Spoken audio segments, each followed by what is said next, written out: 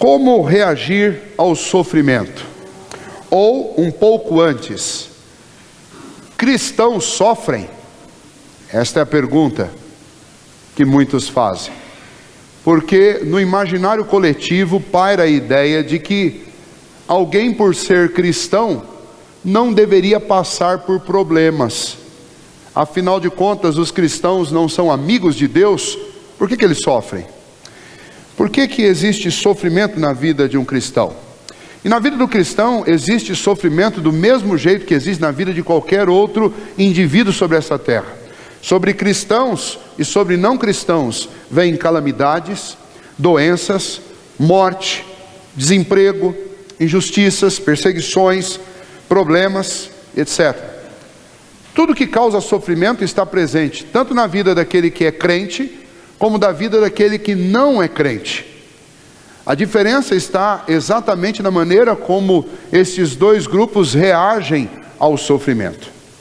Nós, estudando a carta aos Hebreus, já ouvimos e já estudamos bastante sobre o que caracteriza a vida de um cristão. O cristão é aquele que reconhece em Cristo Jesus o seu Senhor, o seu Salvador. Entende que não há nada superior a Cristo. E é isso que o autor mostra desde o início desta carta. Cristo é superior a tudo. Não há nenhuma outra chance do homem encontrar salvação em qualquer lugar, em qualquer religião, em qualquer atitude, em qualquer sacrifício que o homem possa realizar, porque todas essas coisas são inúteis para realizar ou para resolver o problema que é o maior de todos os problemas do ser humano, que é o seu relacionamento com Deus. O único que pode promover a paz neste relacionamento é o próprio Deus através do seu Filho Jesus Cristo. O autor da carta aos Hebreus está encorajando cristãos que eram judeus no primeiro século, que estavam sendo perseguidos por causa da sua fé, e estavam sendo tentados a abandonar a fé em Cristo por causa disso. Estavam sendo seduzidos pela possibilidade de viver em paz naquele tempo, uma vez que, por serem cristãos, eles estavam sendo perseguidos, estavam perdendo os seus bens, eles estavam passando por muito sofrimento. E poderia pairar na mente de alguns, ou poderia ser até uma grande tentação para alguns, o abandonar a fé para ter uma vida boa, para ter uma vida tranquila, com menos problema.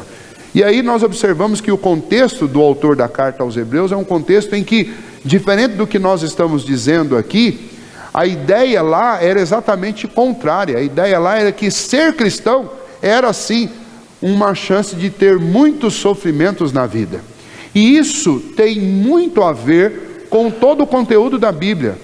Se você for estudar a vida de todos os homens que foram fiéis a Deus em toda a Bíblia, você vai descobrir que junto com a fé em Deus, nós vamos sempre ter que enfrentar a oposição das pessoas deste mundo. Então a vida cristã, diferente do que é anunciado por aí, ela não é uma vida fácil. Muito pelo contrário, ela é uma vida muito difícil. Se você for viver autenticamente como um cristão, você vai sofrer as mesmas perseguições que Jesus sofreu, que os apóstolos sofreram, você vai sofrer a mesma oposição que eles enfrentaram, e você vai ter que lidar com problemas terríveis, começando pelo nosso próprio coração, que é inventor de males e quer nos colocar sempre numa posição contrária à vontade de Deus. Depois tem a opinião das pessoas mais próximas de nós, depois tem a opinião da sociedade, e depois tem os movimentos que de tempo em tempo surgem dentro da história, dentro de cada país, dentro de cada sociedade, fazendo oposição ao cristianismo, e nós vivemos uma verdadeira batalha por causa disso. Muito bem, desde a época em que esta carta foi escrita, essa tensão existe na vida das pessoas. Ou abandonar o cristianismo na ilusão de que, deixando o cristianismo, eu venho a ter uma vida mais tranquila, sem muitos embates, sem muitos conflitos. Ou outros, iludidamente, enganadamente, acham que entrar no cristianismo, se tornar um cristão, vai lhes dar uma vida boa. Em ambos os casos, a resposta é não.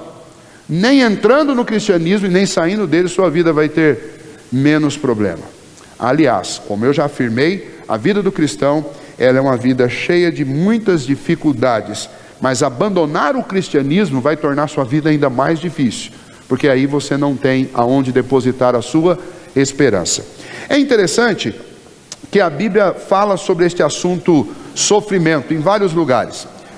Nos Salmos, por exemplo, se você ler o Salmo 73, o salmista está questionando esta história, porque ele está dizendo: olha, eu guardei o meu coração da impiedade, eu guardei o meu coração da injustiça, eu me guardei inocente, está lá, Salmo 73, versículo 13, e a minha vida está cheia de problemas, cheia de sofrimento, eu não prospero, eu não tenho riqueza, e o ímpio, que não faz nenhuma dessas coisas, o ímpio prospera.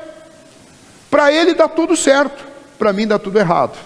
Salmo 73, o salmista está falando essas coisas, e lá no final do salmo ele vai concluir que estas aparentes tranquilidades, essa aparente paz, essa aparente prosperidade que os ímpios têm, em algum momento, quando a vida deles se acabar, vai se converter numa grande calamidade.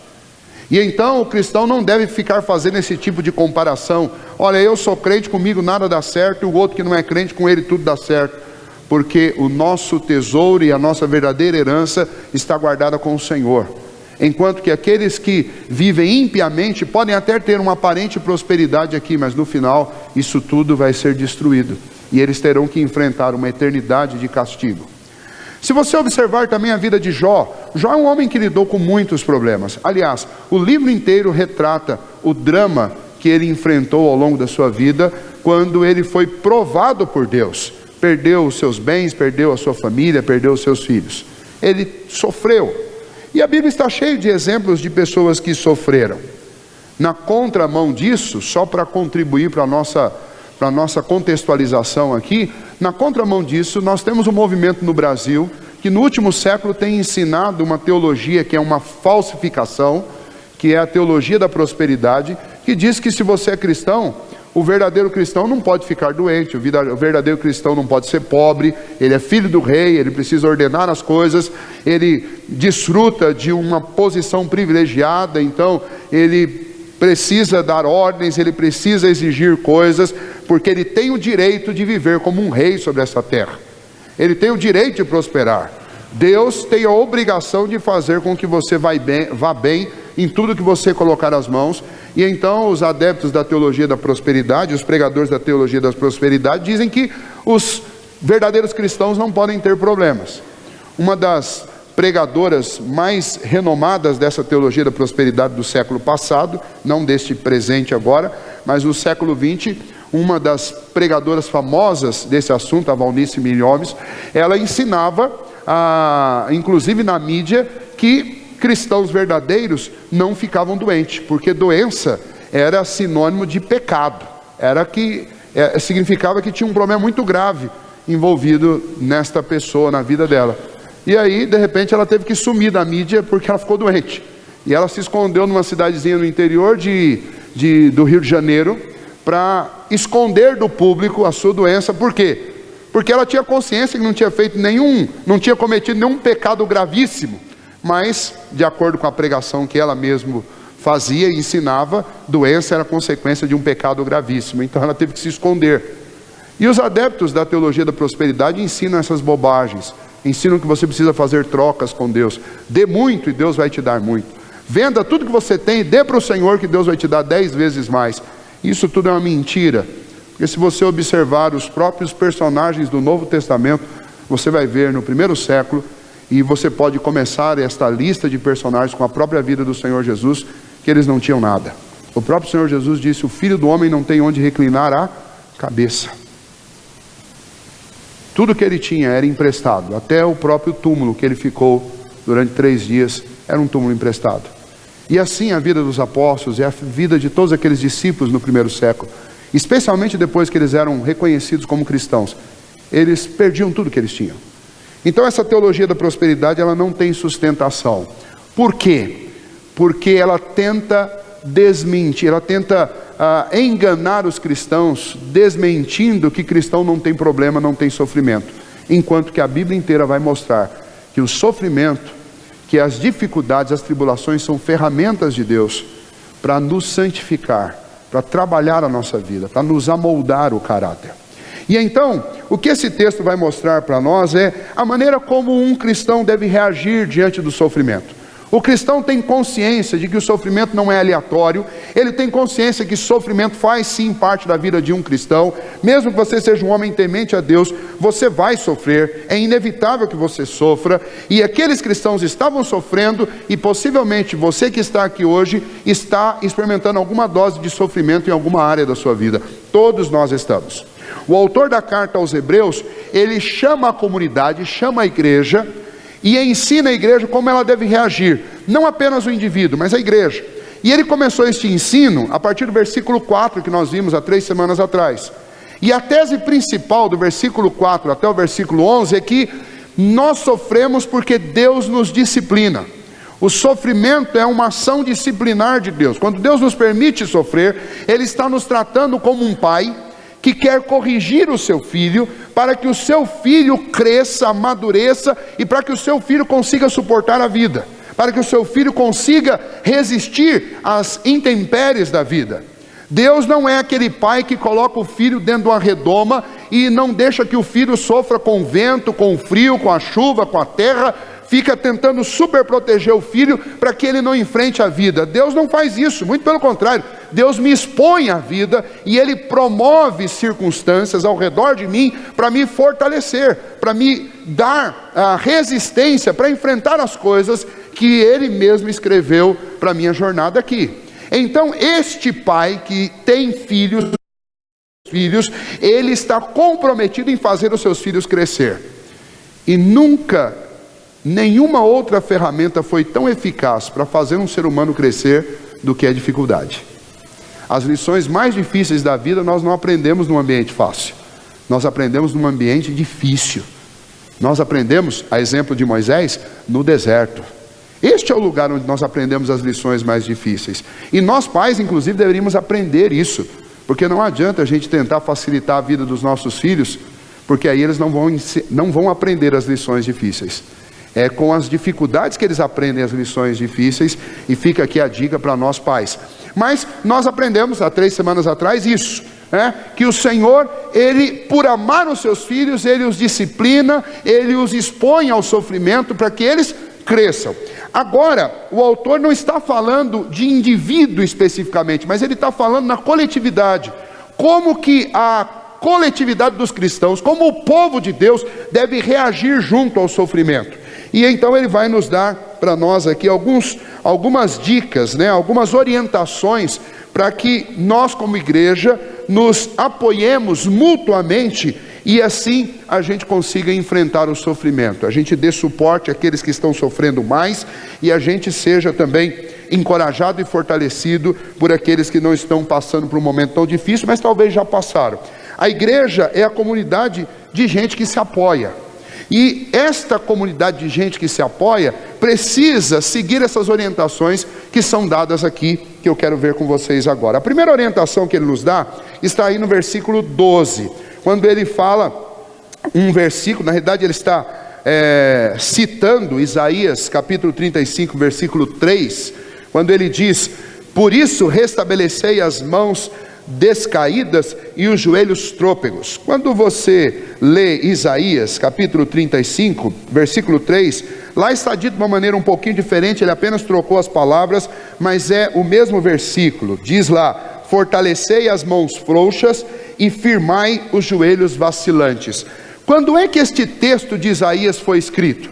Foi escrito para a nação de Judá, quando a nação de Judá estava debaixo do jugo, debaixo da escravidão dos babilônios. E debaixo da escravidão dos babilônios, vivendo como prisioneiros, como escravos na Babilônia, Isaías, pelo menos 100 anos antes, profetizou da parte de Deus para encorajá-los. E qual era o encorajamento que ele estava dando? O encorajamento que ele estava dando é: se fortaleçam mutuamente, cuidem uns dos outros, fortaleçam os braços, fortaleçam os joelhos de vocês. Por quê? Porque o que vocês estão passando não é algo que frustrou o plano de Deus, muito pelo contrário, o que vocês estão passando é exatamente para Deus corrigi-los, e esta correção está chegando no fim, ela está acabando. Então se fortaleçam, porque só falta mais um pouco. Sabe aquele técnico de futebol, técnico de vôlei, que pega o seu time quando está faltando 10 minutos para acabar o jogo, chama todo mundo e diz: olha, eu estou vendo que alguns de vocês estão cansados, alguns estão machucados, alguns estão exaustos, e tem alguns que estão mais descansados, se fortaleçam, se unem, juntem as forças, porque falta muito pouco para isso acabar. E então, o que ele está ensinando, a primeira orientação dele, é que nós devemos andar com coragem por causa das promessas. Nós devemos nos encorajar mutuamente por causa das promessas de Deus. Deus não nos sentenciou a ter a nossa vida acabada, arruinada pelo sofrimento. Não, muito pelo contrário, a Bíblia toda diz que isto é uma ação de Deus para nos amadurecer. Então eu tenho que encarar o sofrimento dessa maneira, lembrar que isto é promessa de Deus. É Deus que está me amoldando, é Deus que está me santificando. É o que o apóstolo Paulo diz quando ele afirma, e nós conhecemos esse texto de cor: todas as coisas cooperam para o bem daqueles que amam a Deus. Então imagine que o apóstolo Paulo e o autor da carta aos Hebreus é esse técnico que pega o seu time, pega a sua igreja e diz: gente, não desanime, fortaleça o joelho, fortaleça os braços, porque isso tudo vai passar, isso tudo vai acabar, e isso tudo tem sido para o nosso bem. É encorajamento. Eu preciso olhar para o sofrimento não com desânimo, não com o sentimento de quem vai morrer no meio dele, mas eu devo, no meio do sofrimento, eu devo me encorajar, lembrando que a promessa de Deus não é encerrar a minha vida no meio do sofrimento, muito pelo contrário, é me fazer vencer o sofrimento. E então este é o grande desafio para nós, esse é o desafio para a nossa vida. Hoje eu estava almoçando e estava ouvindo alguma coisa da televisão lá, assistindo, estava passando a reportagem de um nadador que nas Olimpíadas passadas, ele não é conhecido, ele é, aliás, muito desconhecido, e era a primeira vez que ele ia nas Olimpíadas e ia participar de uma prova de nado de 100 metros, porque não tinha ninguém do país dele para participar, então ele era o único, ele foi lá e entrou, mas ele nunca tinha nadado 100 metros na vida. E aí quando foi dar a largada das eliminatórias, era ele mais dois. Os dois queimaram. Na hora que os dois queimaram, ele falou: bom, não vou nem pular na água porque eu já ganhei. Mas daí veio a má notícia: olha, eles queimaram, mas ainda assim você tem que completar os 100 metros. E aí ele falou: bom, agora sou eu comigo mesmo. Só que ele nunca tinha nadado 100 metros, né? Num campeonato. E então foi dado um segundo sinal, ele pulou na água. E os primeiros 25 foi rápido, né? Foi rapidinho, voltou. Quando ele voltou, a irmã dele, o pessoal que estava dando o testemunho, falou: quando ele voltou, a gente já percebeu que ele estava meio cansado. Ele voltou, completou os 50 metros. Quando ele completou os 50 metros, já não estava nadando mais com a cabeça dentro da água, já estava nadando igual nadador de rio, né? Eu aprendi a nadar em rio, então nadador de rio nada com a cabeça para o lado de fora, né? E aí os penúltimos 25 metros estavam com a cabeça para o lado de fora. Quando ele virou a última vez, o juiz que estava lá na ponta, estava também dando depoimento, falou: quando ele virou, eu falei: esse cara vai se afogar, esse cara não vai chegar lá. Então ele já começou a se preparar para pular na água, para tirar o cidadão, porque ele não ia conseguir completar. Mas a essa altura do campeonato, as pessoas que estavam no estádio assistindo aquilo, começaram a se envolver com ele, porque é um nadador, ninguém sabia o nome dele, inexpressivo, todo mundo sabia que ele não ia vencer, mas aquela circunstância, uma circunstância em que era só um pouquinho para ele completar e entrar para a história. E aí começou todo mundo a gritar o nome dele, bater palma, e ele dá o depoimento que ele disse que ele realmente estava a ponto de se afogar, não aguentava dar nem uma abraçada, mas ele começou a ouvir a voz daquelas pessoas. Ele falou: como é que esse pessoal sabe o meu nome? E aí ele disse que começou a ouvir aquele barulho e palma, e ele falou: e aí no ritmo daquelas palmas eu fui dando as braçadas, e ele completa a prova. E ele tem o recorde de ter o pior tempo dos 100 metros nas Olimpíadas, mas o nome dele está lá escrito, nunca ninguém vai esquecer o nome dele. É o pior tempo, e não tem como alguém piorar aquilo lá, mas ele está lá. A nossa vida é assim também, o sofrimento não é para me fazer parar. Deus quer que no meio do sofrimento eu faça o quê? Eu pense nas promessas dele, eu pense que ele está escrevendo uma história através da minha vida. Pode não ser o melhor tempo do mundo, mas é uma história. Então o autor da carta aos Hebreus está encorajando aqueles irmãos: não desistam da fé, não abandonem a fé, falta pouco, as promessas do Senhor vão se cumprir, vocês estão no finalzinho, concluam a tarefa de vocês, não abandone. Ele está dizendo para nós como igreja, nós devemos animar uns aos outros assim. Porque talvez tenha um irmão nosso que está a ponto de abandonar tudo, mas eu preciso chegar lá e falar: meu irmão, continua, insiste, falta pouquinho, não jogue a toalha, vá em frente. Esta é a orientação dele, viva com coragem. Isaías, 100 anos antes, profetizou para um povo que estava exausto a ponto de desistir, mas ele animou. Este povo ficou desde o primeiro levante, o povo lá no Antigo Testamento, o povo de Judá, ficou na Babilônia desde o primeiro levante até o último, 100 anos. 100 anos. Agora imagine aqueles que estavam vivendo lá no ano 99, lendo o capítulo 35 de Isaías, a profecia que está lá no versículo 3: fortalecei as mãos, firmai os joelhos. E depois, quando eles estavam voltando, eles podiam pensar assim: olha, foi bom ler a profecia de Isaías, porque a gente estava a ponto de desistir, mas ele nos animou e nós conseguimos, e agora nós estamos voltando para casa. Assim é a nossa vida também. Nós não sabemos que dia o Senhor voltará, que dia a nossa história aqui vai encerrar. Eu não sei que dia você vai conseguir um emprego, ou que dia que essa enfermidade sua vai ser curada, ou que dia que você vai voltar a falar com o seu filho, ou que dia que o seu relacionamento conjugal vai ser restaurado. Eu não sei, mas o que eu sei é que o sofrimento que Deus promove na nossa vida não é para acabar conosco, muito pelo contrário, é para nos fortalecer, para nos amadurecer, para nos treinar, para nos santificar. Então não pare, insista, continue, porque é assim que cristãos enfrentam o sofrimento, com coragem, confiando nas promessas do Senhor. Eles não abandonam, eles não jogam a toalha, porque eles sabem que Deus está fazendo. Eu posso não compreender o que Deus está fazendo comigo, mas Ele está fazendo alguma coisa, e eu não posso abandonar isso. A segunda orientação que Ele nos dá, está aí no versículo 13, veja o que Ele diz: e fazei caminhos, no versículo 14, segui a paz com todos e a santificação, sem a qual ninguém verá o Senhor. Qual é o alvo principal do cristão? Qual é a maior esperança nossa? A maior esperança nossa é ver o Senhor. É por isso que nós estamos aqui, é por isso que nós cremos, é por isso que nós confiamos, é por isso que nós estudamos a palavra, é por isso que nós oramos, porque nós sonhamos um dia ver o Senhor, sonhamos um dia estar na presença do Senhor, nós queremos ir para o céu. Essa é a nossa maior esperança. Ver o Senhor é o nosso maior alvo. Então o autor da carta está mostrando para aqueles cristãos o seguinte: sigam a paz e sigam a santificação, porque vocês precisam sempre lembrar que o maior objetivo de vocês é ver o Senhor. Tem muita gente que coloca como alvo principal da vida o ser feliz. Olha, eu preciso ser feliz, preciso ser feliz. Aí chega alguém e começa a dizer para você o seguinte: olha, você precisa abandonar esse negócio de cristão aí, porque isso aí não ajuda ninguém não. Você quer ser feliz? Então faz o que seu coração está mandando. Você quer ser feliz? Faz o que te dá na telha. Você quer ser feliz? Faz o que todo mundo faz para ser feliz. Talvez chega para você, moça, um rapaz, e fala assim: olha, vamos namorar. Só que é o seguinte, você vai largar a igreja. Esse negócio de igreja aí não dá certo. Se você quer ficar comigo, ou eu ou a igreja. Ou uma moça chega para você, rapaz, ou eu ou a igreja. O marido para a esposa, ou o esposo para a esposa. Como se a igreja ou a fé fosse um empecilho para a felicidade. E existem outras ofertas que este mundo faz em oposição à fé. Mas o ponto para nós é o seguinte: qual é o maior desejo, o maior anseio da minha alma? O autor da carta aos Hebreus está mexendo com os desejos daqueles leitores dele, daqueles ouvintes. Qual é o maior anseio de vocês?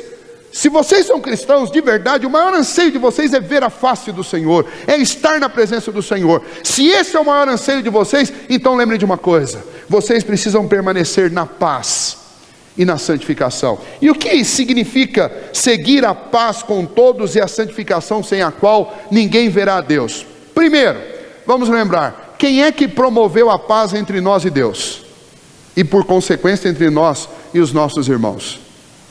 Justificados, pois, mediante a fé em quem? Em Cristo Jesus.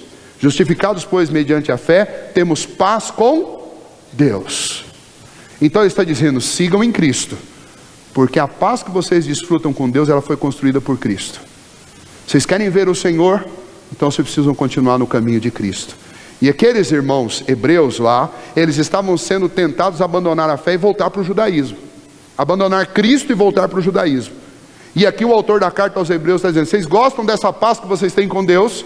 Que vocês desfrutam com Deus? Vocês gostam? Então permaneçam nela, permaneçam em Cristo, porque sem Cristo ninguém verá a Deus.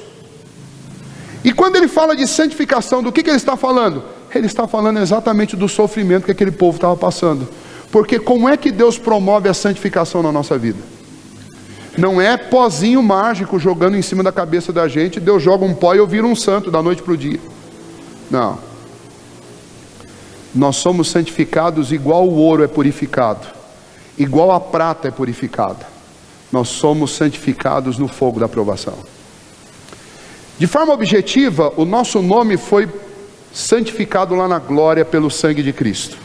É isso que Paulo fala lá em Efésios, no capítulo 2, ele diz que no capítulo 1 e no capítulo 2, no capítulo 1 ele diz que bendito seja nosso Deus e Pai, que nos abençoou com toda sorte de bênçãos espirituais nas regiões celestes em Cristo Jesus. Está dizendo, olha, Deus limpou o meu nome na glória, lá no céu o meu nome está santificado.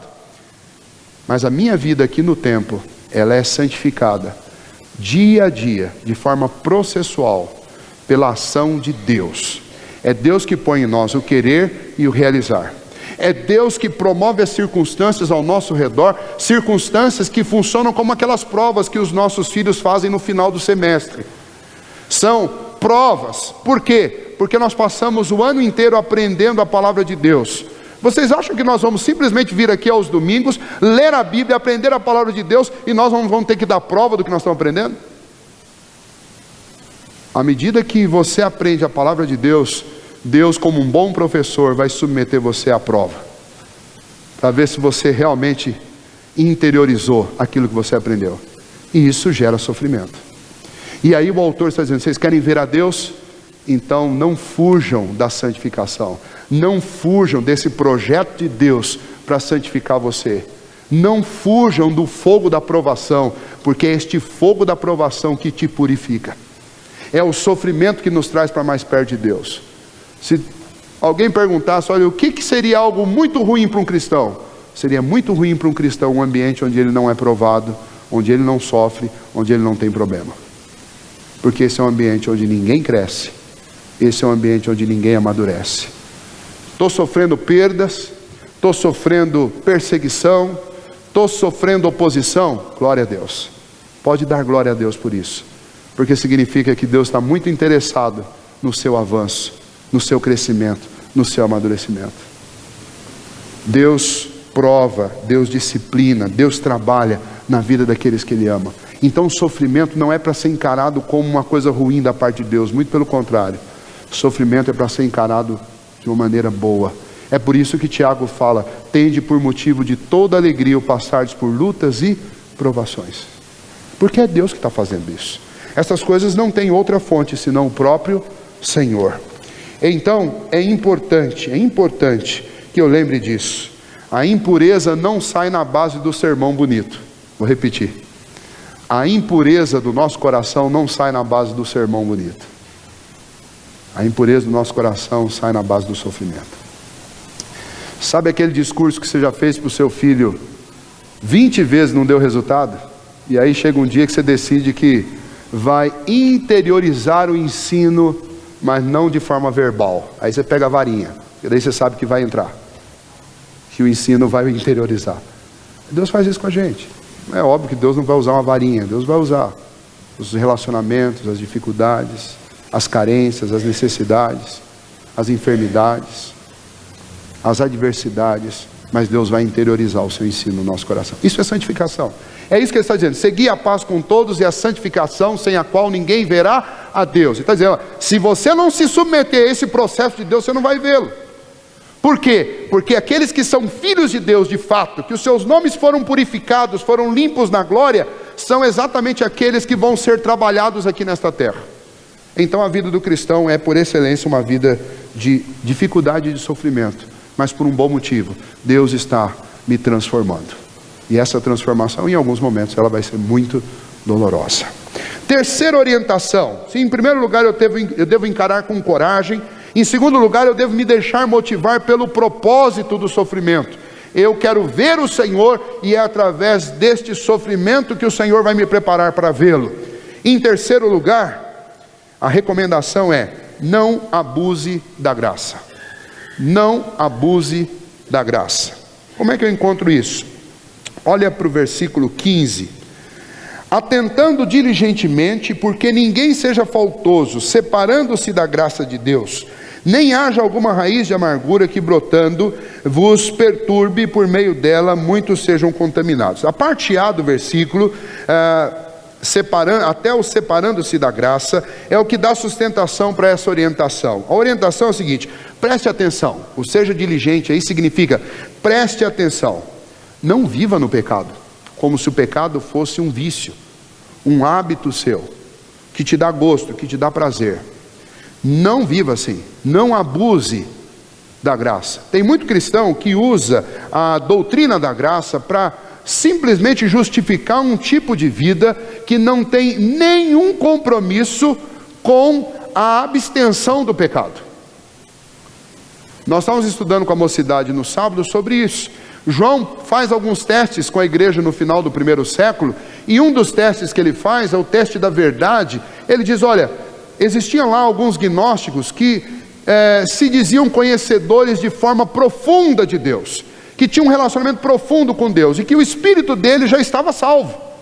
E o corpo deles, como o gnóstico sempre considera o que é espírito bom e o que é material ruim, o corpo deles, para eles, não tinha a menor importância. Então tudo aquilo que eles praticavam com o seu corpo, eles não tinham o menor compromisso de viver de forma coerente com o que eles acreditavam, com o que eles defendiam na sua fé.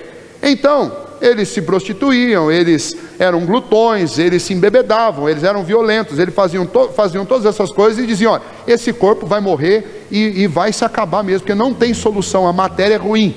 Mas no dia em que eu morrer, que o meu espírito ficar livre desse corpo, o meu espírito vai para Deus e esse corpo vai para o fogo, vai queimar. Isso é uma heresia do primeiro século que existe até hoje. Mas dentro da igreja essa heresia não entrava assim, ela entrava disfarçada de teologia. A teologia daqueles que dizem: olha, eu estou salvo pela graça, então, olha, não importa, o que vai acontecer agora para frente não importa, porque estou salvo, uma vez salvo, salvo para sempre. Ok, você pega uma boa teologia e você aplica de forma ruim. O que é aplicar de forma ruim essa boa teologia? É simplesmente você fazer uma dicotomia na vida. No que diz respeito à convicção e à mente, você está ok, bom, sua teologia está correta. Mas no que diz respeito à prática, sua teologia está completamente equivocada. Por que ela está equivocada? Porque nós não temos como dissociar a verdade da prática. É esse o teste que João diz. João diz: olha, você que diz que conhece a verdade, tem uma boa teologia, então me mostra a sua teologia com a sua vida. Porque aquele que conhece a verdade deve também andar na verdade. E o teste dele é o seguinte: você que está na verdade, então você deve seguir os mandamentos e praticar os mandamentos. É uma coisa elementar. Como é que você pode crer na verdade e viver uma coisa oposta a isso? Para João, a verdade e a prática são dois lados de uma mesma moeda.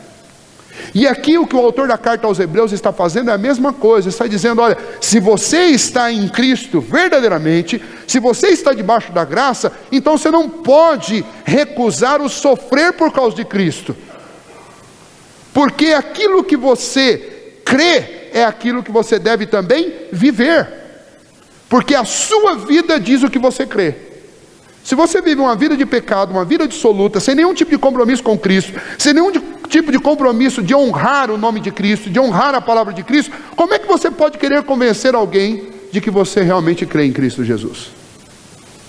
E o exemplo que ele vai usar, está lá no final do texto, nos versículos 16 e 17, é o exemplo de Esaú. Você deve lembrar da história de Esaú. A história de Esaú, lembra, Esaú e Jacó são irmãos gêmeos. Esaú nasceu primeiro, Jacó depois. São filhos de Isaac e de Rebeca, a história é conhecida. Esaú, ao longo da sua vida, se tornou um caçador, e ele era muito próximo de seu pai. Já Jacó era mais próximo de sua mãe, era um homem caseiro, adorava cozinhar. E havia já uma profecia, desde o nascimento deles, de que a bênção da primogenitura, a bênção que passou de Abraão para Isaac, passaria de Isaac para Jacó. Algo estranho, porque pela lógica deveria passar para o primogênito, que no caso era Esaú. E ao longo da vida, olha o que Esaú faz. Um dia Esaú chega em casa morrendo de fome, e Jacó tinha feito uma panelada de alguma coisa muito boa lá. E Esaú chega e fala assim: olha, eu estou morrendo de fome, eu cacei o dia inteiro, não peguei nada, você não pode me dar aí um pouco dessa sua comida? Aí Jacó falou: dou, claro que eu dou, só que nós vamos fazer um acordo, eu dou a comida para você e você me dá o seu direito à bênção da primogenitura. E Esaú nem pensou. Ok, fechado. E Jacó serviu um belo prato de comida para ele, depois ainda deu pão para ele ainda, e estava resolvido.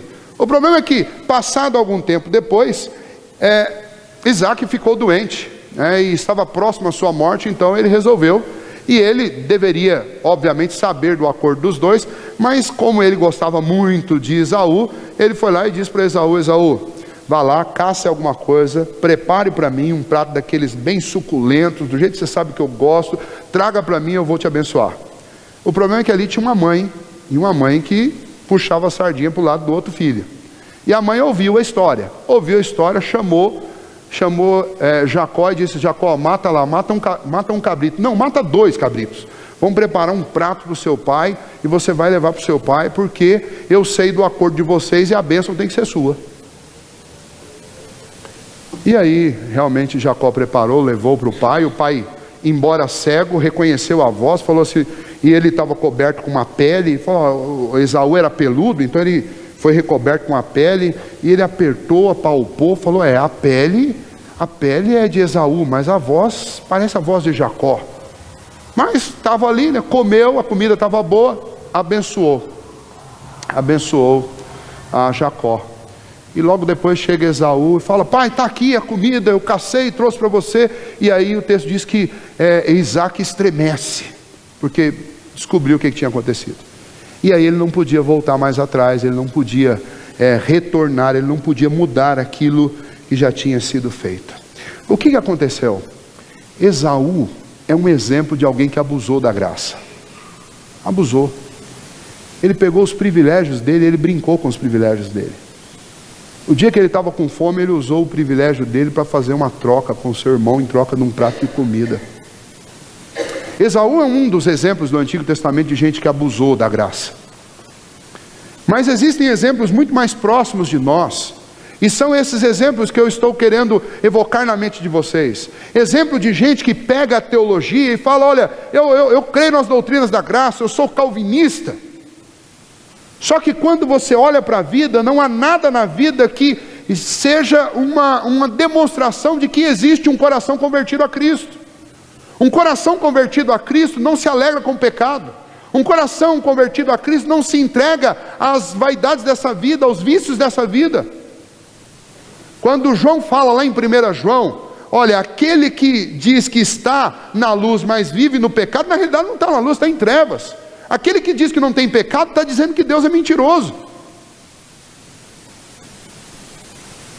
Por quê? Porque um cristão verdadeiro sabe que existe uma luta constante, travada diariamente contra o pecado, e um cristão verdadeiro, ele está com armas em punho, lutando contra o pecado. Agora, um cristão que está de braço dado com o mundo, abraçando o pecado, entregue ao pecado, não tem nenhum tipo de oposição ao pecado, é difícil de acreditar que essa pessoa está debaixo da graça.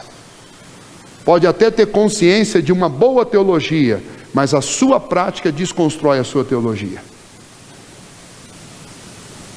Cristãos de verdade lutam contra o pecado. Eles não lutam porque estão querendo ganhar a salvação. Não, não é por isso. Porque a boa teologia deles diz que eles são salvos por causa da graça.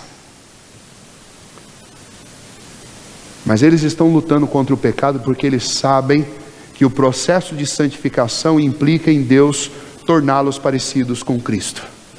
Então eles estão lutando contra o pecado porque eles estão obedecendo a Deus, porque eles querem acabar com esse processo sofrível na vida. E por isso eles travam a luta constante contra o pecado, porque quanto mais eles guerrearem contra o pecado, mais paz eles vão sentir diante de Deus, porque vão saber que estão fazendo aquilo que agrada ao Senhor. De novo repito, não para conquistar a salvação, mas para dizer para o seu pai: Pai, na força do nosso irmão, do meu irmão Jesus Cristo, na força do Espírito que o Senhor plantou dentro de mim, eu venci. Jesus venceu, e Ele está me dando força para vencer também. Agora nas férias teve um determinado dia que o Caleb fez uma coisa lá, que aos olhos dele foi grande, e ele veio todo contente dizer: pai, eu consegui! E esse é o exemplo do porquê que um cristão luta contra o pecado. Para ele poder chegar diante de Deus e poder dizer: Senhor, com a ajuda do Senhor eu consegui. É isso que traz alegria para o coração de um crente. É isso que traz alegria para o coração de um cristão. Agora o cristão que não faz luta contra o pecado, ele chega diante de Deus para dizer o quê? Senhor, eu continuo amando e fazendo as coisas que o Senhor odeia. Então, qual que é a orientação? Dentro do sofrimento, não abuse da graça. Você está sofrendo para aprender e para crescer. Então, entre nesse processo, entre nessa guerra e realmente trave uma batalha contra o pecado. Não fica usando a graça como justificativo para você viver no pecado, como às vezes nós queremos fazer. Porque nós adoramos sacar a doutrina da salvação pela graça para poder a gente continuar vivendo uma vida de pecado, entregue àquilo que Deus odeia. Isso é uma dissimulação, é uma loucura. Os cristãos são acusados pelas outras religiões de ser uma religião que produz preguiçosos. E essa acusação não é errada, é verdadeira. Porque infelizmente, por causa de nós cristãos sabermos que a salvação é pela graça, depois de sabermos disso, parece que nós não queremos fazer mais nada. Nós não queremos evangelizar, nós não queremos fazer guerra contra o pecado, a gente não quer fazer mais nada. Por quê? Porque a gente está sempre usando o argumento de que a salvação é pela graça para a gente viver de braço cruzado. Na luta contra o pecado, no processo de evangelização, no trabalho de santificação, e ainda reclama com Deus quando a gente está sofrendo. A orientação do autor da carta aos Hebreus para aqueles irmãos: olha, vocês estão sendo perseguidos, vocês estão sofrendo, mas não abusem da graça. Vocês têm que lembrar que vocês estão aqui e Deus está trabalhando em vocês. Ele quer que vocês melhorem. Ele está promovendo o sofrimento porque Ele está cuidando de vocês. Cuidem de vocês mesmos. Nós devemos cuidar de nós mesmos. Até por uma questão de gratidão a Deus, nós devemos cuidar de nós mesmos. Por gratidão a Deus. Deus deu a vida do Filho dele para salvar a minha vida. Eu não posso cuidar da minha vida de maneira irresponsável. Quarta orientação está na parte B do versículo 15 que nós lemos. E a parte B do versículo 15 diz: nem haja alguma raiz de amargura que brotando vos perturbe e por meio dela muitos sejam contaminados. Este é o cuidado que nós devemos ter com as ervas daninhas na nossa vida e dentro da vida da igreja.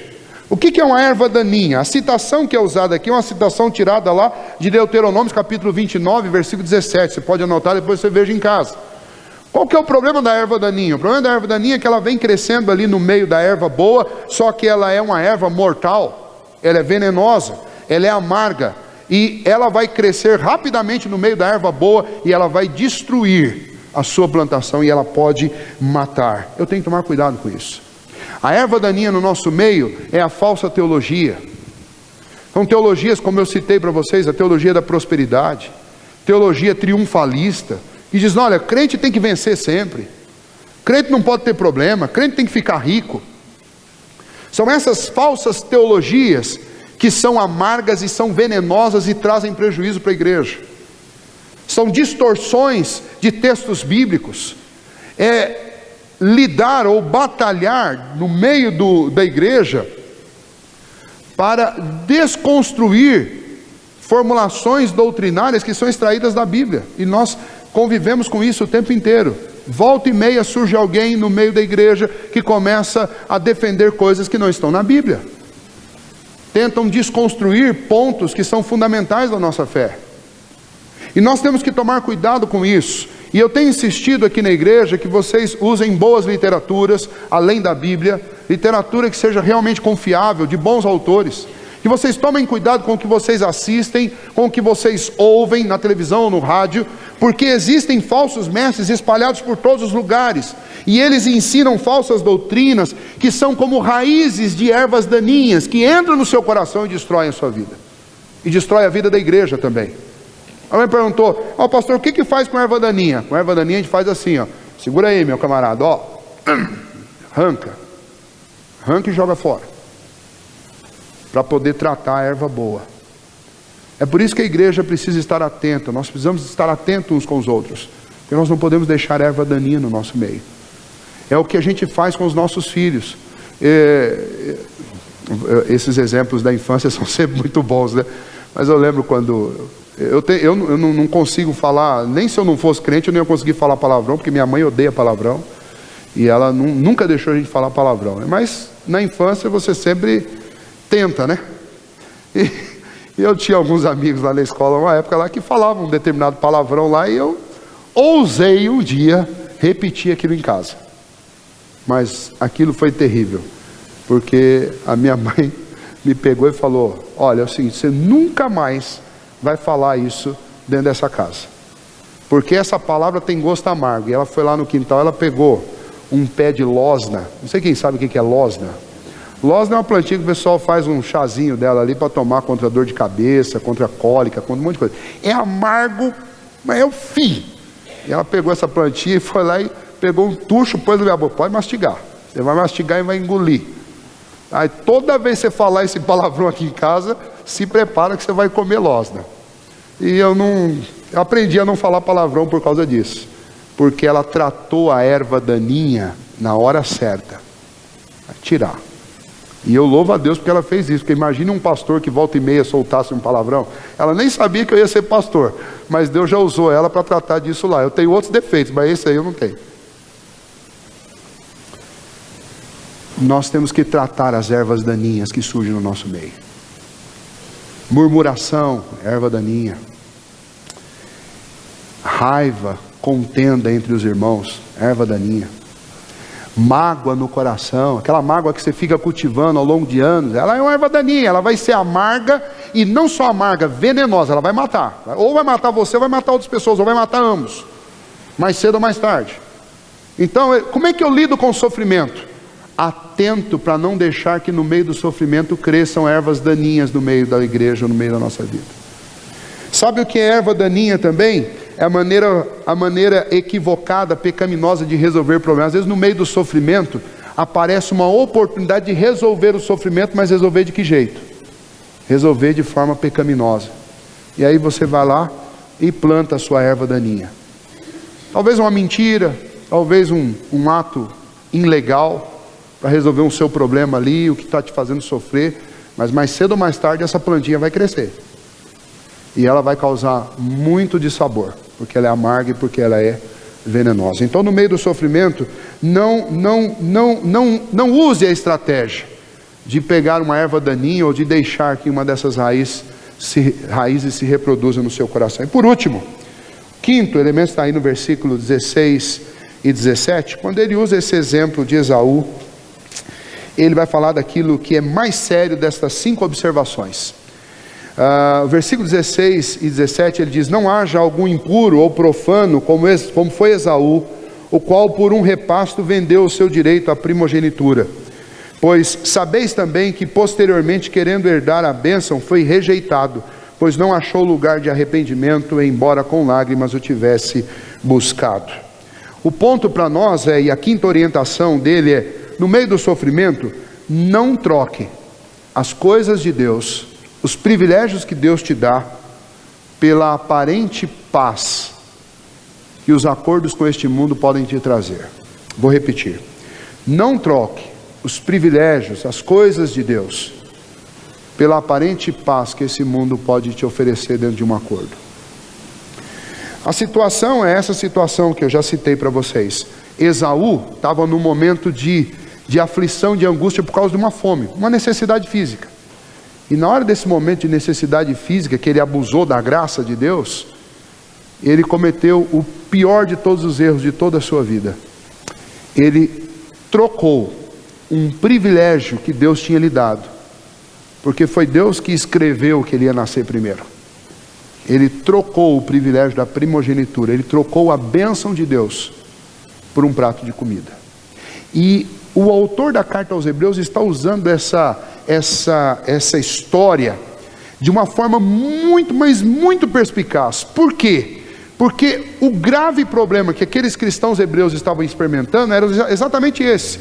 Por estarem seguindo a Cristo, os próprios familiares dele estavam tirando deles casa, trabalho, comida e roupa. E agora o que eles estavam sendo tentados era o seguinte: os próprios familiares diziam: abandonem a Cristo, que nós devolvemos tudo para vocês. É a mesma proposta que Jacó fez para Esaú: ó, me dá a sua primogenitura que eu te dou um prato de comida. É a mesma proposta que o mundo faz diariamente para mim e para você.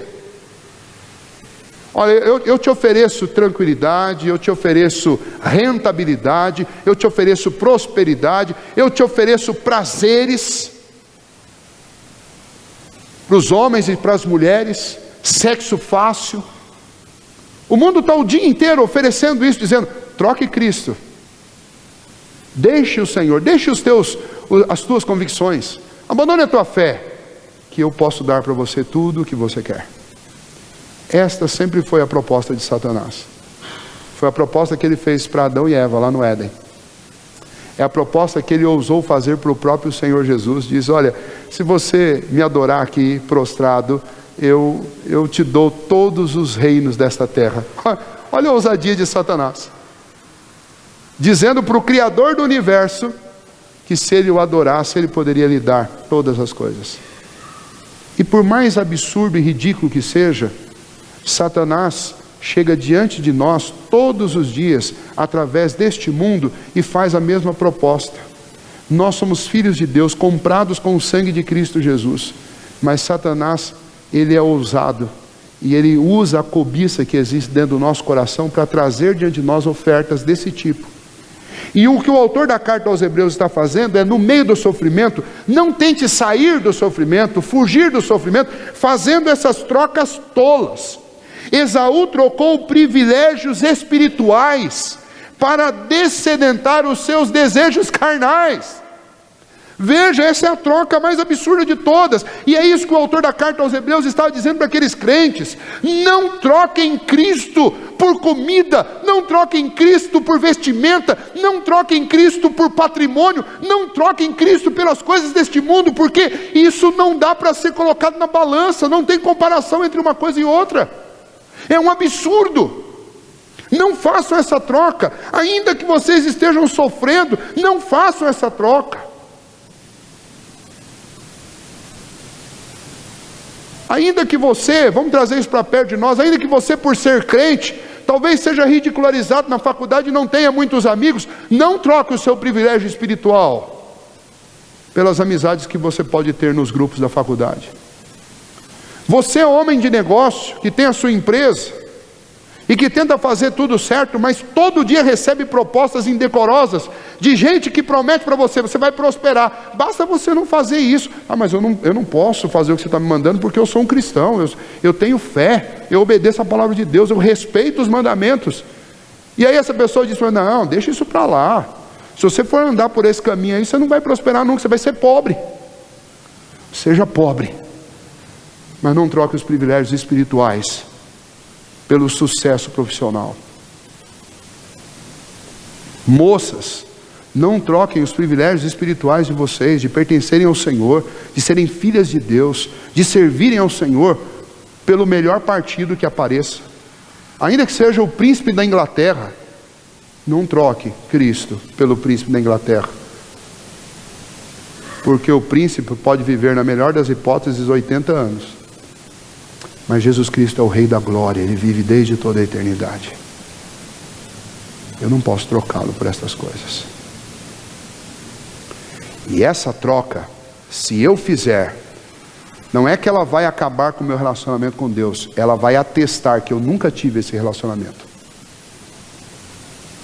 Ela vai servir de prova de que eu nunca tive.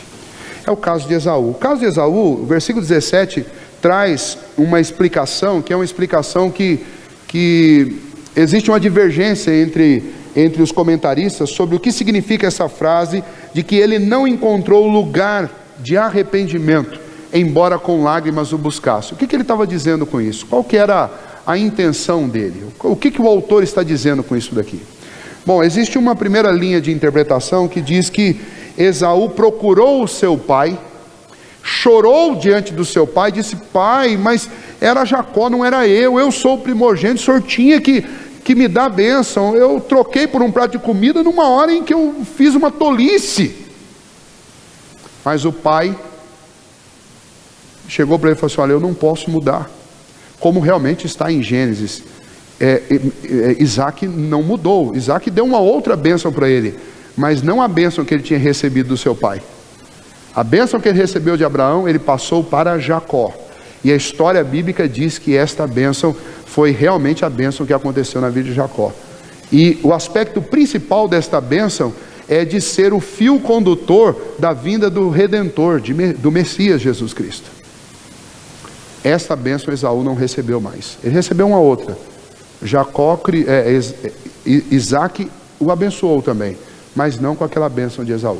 Então alguns intérpretes dizem: olha, o que o autor da carta aos Hebreus está dizendo é que por causa daquela troca tola, Esaú perdeu definitivamente aquela bênção, porque o seu pai não se arrependeu do que tinha feito, e realmente aquela bênção ficou para Jacó. Um outro grupo de intérpretes desse texto, eles dizem o seguinte: na realidade ele não achou arrependimento em seu próprio coração. O que significa isso? Significa o quê? Que ele ali chorou diante do pai, que ele estava arrependido por ter trocado a primogenitura, mas quando ele saiu dali, o texto de Gênesis diz que ele saiu à procura de matar Jacó. Então alguns intérpretes dizem o seguinte: na realidade não aconteceu arrependimento verdadeiro em Esaú. Ele chorou as lágrimas de crocodilo lá diante do pai, porque perdeu o bonde da história. Mas quando saiu dali, aquelas lágrimas lá deram lugar à ira e à raiva, porque ele procurava matar a Jacó. O interessante é que, independente destas linhas de interpretação, as duas linhas de interpretação se complementam. Se complementam por quê? Vejam só, quem é que produz arrependimento no coração do homem? É Deus. E por que não havia arrependimento no coração de Esaú? Porque ele não recebeu a bênção de Isaac. Porque aquela bênção é a bênção da família da aliança, é a bênção que produz corações quebrantados. Então uma coisa depende da outra. Então não há problema em você ter esse tipo de divergência de interpretação, porque as duas interpretações, elas são extremamente coerentes com o texto. No final das contas, eu pessoalmente acredito que as duas coisas aconteceram, porque o texto diz isso. Nem Isaac voltou atrás, porque ele não se arrependeu do que ele fez, ele já tinha dado a bênção e ele não ia mudar. E nem Esaú se arrependeu verdadeiramente, porque se ele tivesse se arrependido, ele não ia sentir ódio do seu irmão, nem tentar matá-lo, como o texto diz que ele na sequência tentou. Agora, o grande problema que se estabelece nesse texto é que este homem é um exemplo de alguém que fez uma troca tola no meio de um momento de agonia. Cuidado, este é o alerta para a nossa vida, é a orientação. No meio do sofrimento, nós somos tentados a fazer trocas tolas. E eu gostaria que de hoje em diante todos nós nos lembrássemos, no meio do sofrimento, quando eu for tentado a fugir do sofrimento por um subterfúgio, que eu lembre disso daqui, que eu lembre que eu não posso fazer essa troca, que eu lembre, vamos lá do início, que eu lembre que o sofrimento é ferramenta de Deus, e eu devo, ao invés de olhar para o sofrimento, eu devo olhar para Deus, e eu devo me deixar encorajar pelas promessas dEle, como Ele, o meu grande treinador, e Ele está dizendo para mim: olha, está terminando essa corrida, não pare, insista, continue. Eu devo encarar o sofrimento, considerando que o sofrimento é uma ferramenta de Deus para treinar a minha vida, para que eu alcance o alvo supremo da minha vida, que é um dia poder ver o Senhor, estar na presença do Senhor. Então eu não posso abandonar Cristo, e eu não posso abandonar este caminho que Cristo criou para me treinar, que muitas vezes será um caminho de sofrimento. Eu não posso abusar da graça. Eu estou debaixo da graça por causa do amor e da bondade de Deus. Nada pode mudar isso, exceto uma única questão, exceto atitudes que confirmem que eu nunca estive debaixo da graça. Esse é o ponto. Uma vez salvo, salvo para sempre. Mas existem atitudes em membros da igreja que demonstram que na realidade eles nunca foram. E eu não quero me enquadrar nesse grupo. E eu tenho certeza que nenhum de vocês quer. então viva uma vida travando uma luta contra o pecado constantemente, porque isso é uma boa demonstração de que realmente você está debaixo da graça. Porque quem está debaixo da graça do Senhor está comprometido com o Senhor e quer fazer aquilo que agrada ao Senhor, não para alcançar algum privilégio de Deus, porque já tem o maior de todos os privilégios pela graça, que é a salvação, mas está lutando contra o pecado porque quer agradar e quer fazer a vontade do seu Senhor. Então não abuse da graça, não use a graça como uma justificativa para você viver no pecado. Não deixe que a raiz de amargura, que os venenos, as ervas daninhas cresçam na sua vida. Se deixe redarguir, corrigir sempre pela palavra de Deus. E por fim, não faça trocas tolas com este mundo, a fim de conseguir ou desfrutar de paz aqui nessa terra. O próprio Senhor Jesus disse: neste mundo tereis aflições. Neste mundo tereis aflições, mas tem de bom ânimo. Eu venci o mundo e vocês também vencerão. É assim que nós lidamos com o sofrimento. É assim que nós cristãos encaramos o sofrimento.